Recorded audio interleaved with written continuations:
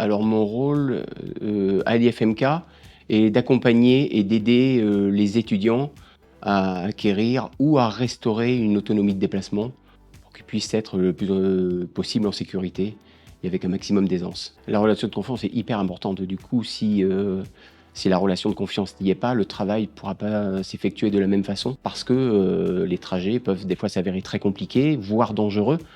Donc du coup, cette relation est primordiale. Je dirais, c'est la base, c'est le socle de la prise en charge, en locomotion. Majoritairement, les étudiants d'IFMK sont relativement autonomes dans leurs déplacements, ce qui fait que je travaille essentiellement avec eux le repérage des lieux de stage, les trajets en bus, pour pouvoir se rendre, aux endroits qui leur sont affectés sur leur formation professionnelle. Effectivement, il y a des relations qui s'installent, encore plus fortes, je dirais, depuis que je suis instructeur en locomotion, parce que c'est une prise en charge individuelle, hein, c'est du 1 pour 1.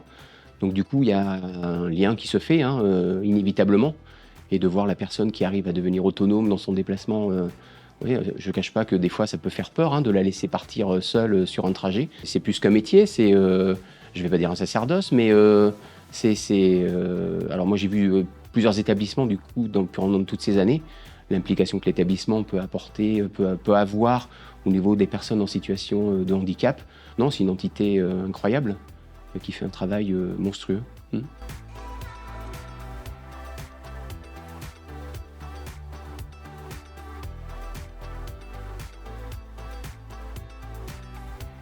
J'ai découvert l'APSA par hasard. C'est un ami qui m'en a parlé, qui suivait une formation et qui m'a dit que c'était un établissement qui était fait pour moi, où tout le monde pouvait s'adapter au handicap qu'on avait chacun. Et j'ai découvert un établissement très, très riche et très intéressant. Alors la formation que je suis actuellement, c'est employé administratif et agent d'accueil. Donc c'est pour travailler à l'accueil, en administration. Elle englobe une partie accueil physique et au niveau administratif, tout ce qui est bureautique. L'accompagnement médico-social qui est en complément de la formation nous permet, nous, en personnes en situation de handicap, d'avoir un accompagnement vraiment complet, se rendre compte qu'on a des capacités et que malgré le handicap qu'on a, quoi qu'il soit, hein, physique, visible ou invisible, il est possible de l'associer au monde du travail et au quotidien. Bah, on fait spécialement du montage électronique, de l'électronique que le grand fait. Des montages, puisque les pièces nous arrivent en pièces détachées. On fait le montage, on fait la mise en boîte, la mise en carton et on les réexpédie. C'est vraiment simple. C'est un tout, c'est-à-dire ça m'a apporté le travail. Les moniteurs sont hyper gentils avec nous, hyper sympas, compréhensifs. Je dis pas ça parce qu'il y a notre chef qui est là. Je dis ça parce que je le pense vraiment. Dans les actes, tout se passe bien. Quand on arrive en dernier à être embauché, c'est vrai que c'est pas évident. On connaît pratiquement personne, on connaît quelques personnes de vue. Et après, bon, c'est à moi de faire le premier pas, hein. C'est comme j'ai fait le premier pas pour la vidéo. Voilà, je vais vers les gens et voilà, on fait petit à petit, on fait connaissance, comme on se voit tous les jours, donc voilà. Je suis dans la structure depuis 2 ans et demi, en tant qu'éducateur sur le NM de l'APSA. On accompagne notre public, des personnes adultes en situation de handicap, dans tous les temps du quotidien, selon leurs besoins, en fonction aussi de leurs capacités. Ça peut être une aide autant physique, une aide par de la sollicitation, puis en gardant aussi une petite vigilance justement dans leurs différents temps, du matin au petit déjeuner jusqu'au coucher du soir. On propose aussi en parallèle d'activités culturelles, sportives, aussi d'activités de bien-être, de la médiation animale, de la danse, de la musique et encore plein d'autres activités. On essaye vraiment d'avoir un panel le plus varié possible à leur proposer. On accueille les personnes vraiment en fonction d'eux, selon les caractères de chacun, donc on essaye vraiment de s'adapter au comportement des uns, des autres, en étant à l'écoute. Moi, c'est un métier que j'exerce depuis maintenant pas mal d'années. C'est un métier que je trouve autant varié, mais aussi proche des personnes. Une chose qui, moi, m'a toujours attiré, en tout cas au niveau professionnel, personnel. Donc, actuellement, toujours content de venir travailler puis de découvrir la nouvelle journée qui va se proposer à nous, parce que nos journées sont aussi très variées et avec plein d'inattendus. Donc, faut y être prêt, mais c'est avec plaisir qu'on fait nos journées. Eh bien, en fait, je suis arrivé le 2 janvier 1978. J'ai travaillé à l'ESAT pendant 39 ans. Je faisais différentes activités, le grand, la DISA, et j'étais aussi artisan. Je faisais des brosses pour les manufactures de porcelaine. J'ai appris toute ma profession sur le tas, en fait. Mais j'ai pris ma retraite à 62 ans. Et depuis que je suis à la retraite, je fais des activités au foyer. Je travaillerai dans la chaiserie. Je refaisais le canage. On fait des jeux de société, on fait de la pétanque, on fait pas mal de choses, quoi. Ça me fait du bien pour la semaine, ça me fait du bien de faire des sorties afin de venir ici pour faire des activités. Mosaïque, pas mal d'activités en fait.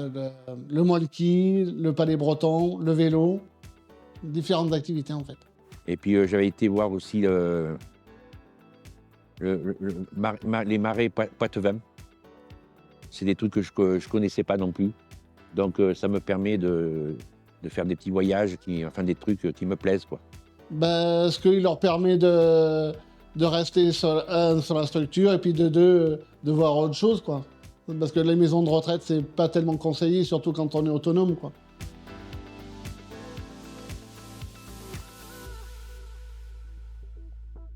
L'accueil de jour au sein de notre établissement, le ANM de l'APSA, accueille 7 jours sur 7 et 365 jours sur 365 des travailleurs ou des non-travailleurs qui ont travaillé ou qui sont en interruption de travail ou qui sont proches de la retraite ou à la retraite pour construire un nouveau projet de vie, puisqu'on sait ô combien la retraite est compliquée à mettre en place pour tout à chacun. Et d'autant plus lorsqu'on a vécu une trentaine d'années en ESAT, par exemple. Et donc, on est là pour construire un nouveau projet de vie, un nouvel instant d'une vie. Et on est là avec mon collègue Jean pour accueillir les personnes en journée et leur proposer un nombre d'activités à vocation culturelle, citoyenne, sportive, de façon à occuper le temps, certes, à prendre plaisir, mais aussi à construire des échanges avec d'autres personnes, à faire des choix, à exprimer son ressenti, à vivre avec les autres. Il y a des personnes qui vont plutôt extraverties, qui vont exprimer assez simplement sur le moment même et même après ce que ça peut leur procurer. Ce matin, tout particulièrement sur le temps d'accueil de jour, on fait la petite humeur du jour. Et sur 5 usagers, il y en a 2 qui expriment être très joyeux ce matin parce qu'il y a l'activité cuisine. Voilà. Donc ça aussi, c'est palpable. On construit des projets avec eux. On ne les fait pas sans eux. Et surtout, c'est aussi pour une évolution, bien qu'on soit à la retraite, on essaie quand même de toujours poursuivre une évolution et un nouveau chemin de vie. Ouais. Mon travail, j'aime beaucoup. Je fais du canage, je suis dans l'atelier chaiserie en bas. J'ai travaillé et j'ai appris ici. C'est dur de faire du canage. Il y a beaucoup de techniques et quand j'ai terminé, je dépose le châssis ou la chaise terminée sur une étagère et ensuite je dois vérifier sur le tableau pour rayer ce que j'ai fait. Oui, j'ai des amis ici. On travaille ensemble et on se donne des coups de main. J'ai Thierry, avec qui je signe, et ça c'est super. J'ai aussi Joël, qui fait du paillage, et on est 16 dans l'atelier. Pour le futur, j'aimerais bien changer, donc faire du canage, oui, peut-être du canage, et de la coloration. Alors, mon rôle en tant que moniteur d'atelier est d'accompagner une équipe d'une quinzaine de travailleurs en étant épaulés par 2 collègues moniteurs polyvalents. Nous intervenons sur des chantiers extérieurs sur une activité d'hygiène des locaux et notre rôle est d'accompagner les personnes afin qu'elles puissent s'inclure dans un environnement socio-professionnel. Le rôle est primordial, le rôle est à la fois une aide mais également un soutien pour aider les personnes qui pourraient se trouver en difficulté, leur trouver un environnement de travail agréable et qui puisse leur convenir pour une carrière professionnelle. Alors, il y a des personnes qui justement, quand elles arrivent, elles ont un historique, elles ont passé, elles ont eu des épreuves dans la vie, si on peut dire ça comme ça. Elles arrivent à l'ESAT, nous sommes là un petit peu pour qu'elles puissent s'émanciper, qu'elles puissent comprendre qu'elles ont des capacités, qu'elles peuvent avoir des capacités professionnelles, savoir apprendre des gestes techniques, pourquoi pas les transmettre à d'autres. Le but est effectivement de pouvoir s'épanouir et de pouvoir travailler dans de bonnes conditions.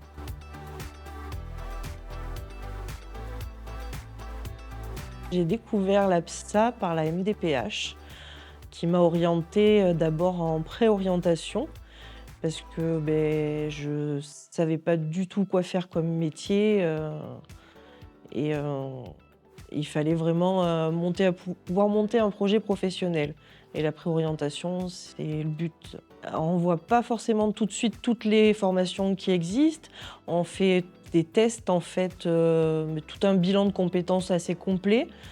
Et on travaille aussi sur nos compétences transversales, à pouvoir mettre en valeur en fait ce qu'on sait faire, ce qu'on est capable de faire, nos acquis, nos valeurs. Et c'est de là après qu'on nous oriente vers les formations, les différentes formations qui existent. La formation, c'est beaucoup de pratique, moins de théorie, puisque c'est une formation pour adultes, donc on nous met vraiment en situation professionnelle. Alors l'APSA m'a apporté surtout un soutien. On est encadré par une équipe pluridisciplinaire et du coup ça nous permet de se sentir plus sécurisés et ils prennent vraiment en compte aussi notre handicap et ça permet d'évoluer plus facilement. Tous les usagers sont différents, donc il faut s'adapter, flexibilité pour avoir une belle évolution. On a de très belle évolution par rapport à nos usagers qui, quand ils arrivent, ne connaissent pas forcément les espaces verts et là, on les forme tout doucement, tout simplement. On prend le temps, on voit la taille, la tonte, la connaissance des végétaux aussi qui est importante. Donc là, après, on va sur des RAE. Les usagers sont valorisés par rapport à la RAE et voilà comment ça se passe. J'avais fait un stage à Aes, et après je suis rentré ici à l'ESAT. J'ai fait une RAE avant et après j'ai passé la VAE direct d'ailleurs, j'ai enchaîné. On a de très belles histoires, quoi. On voit des gens qui taillent des haies, qui n'étaient pas capables de monter sur un échafaudage. La reconnaissance des végétaux, il y a plein de choses. C'est très intéressant.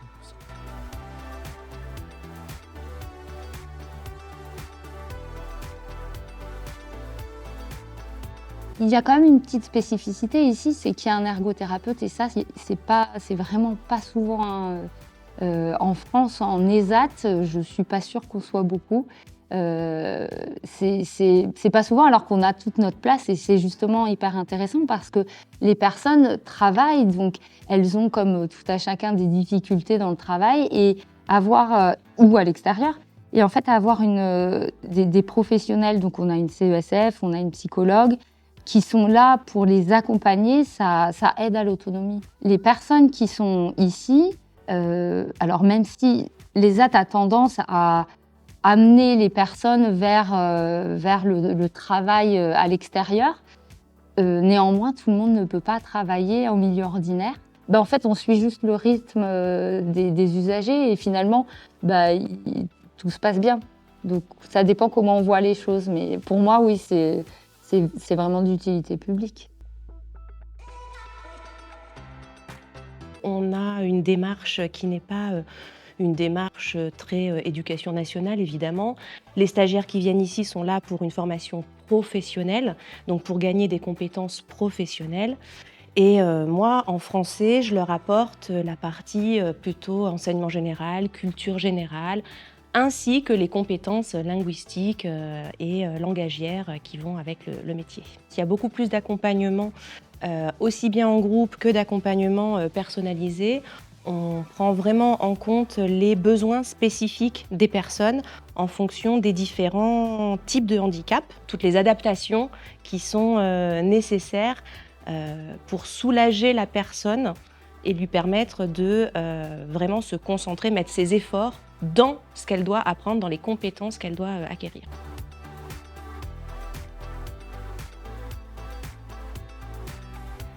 J'ai 31 ans et en fait, je suis titulaire de l'équivalent d'un master de recherche en histoire. Je suis en situation de malvoyance depuis 3 ans. Je suis tombée malade. Avant, j'étais secrétaire. Je suis passée par Aix-sur-Vienne, en fait, par la préorientation. Donc, je suis arrivée en novembre 2023 à Aix-sur-Vienne. Donc, j'ai fait une préorientation qui a duré 10 semaines. Si je ne me trompe pas. Et après, j'ai fait une préparatoire. Et donc, du coup, à l'intérieur de cette préparatoire, j'ai préparé en fait les positionnements pour l'IFMK, parce que j'ai préparé mon entrée pour l'école de kiné. Donc, j'ai fait un stage au CHU de Limoges, j'ai fait un stage en libéral et j'ai fait un stage au terme des écureuils à Dax, puisque je suis originaire des Landes. L'APSA, ça m'a permis de faire beaucoup de choses. Ça m'a permis de me reconstruire moi-même, face à un handicap qui était jeune, si je peux me permettre de le dire comme ça. Ça m'a permis de me reconstruire sur un projet professionnel qui m'anime tous les jours. Ça m'a permis de grandir aussi. On s'entraide. On a une équipe pluridisciplinaire qui nous encourage, qui nous motive au quotidien. On a une équipe pédagogique et administrative qui nous entoure, qui nous conseille, qui est toujours là pour nous épauler. Donc c'est ça l'APSA.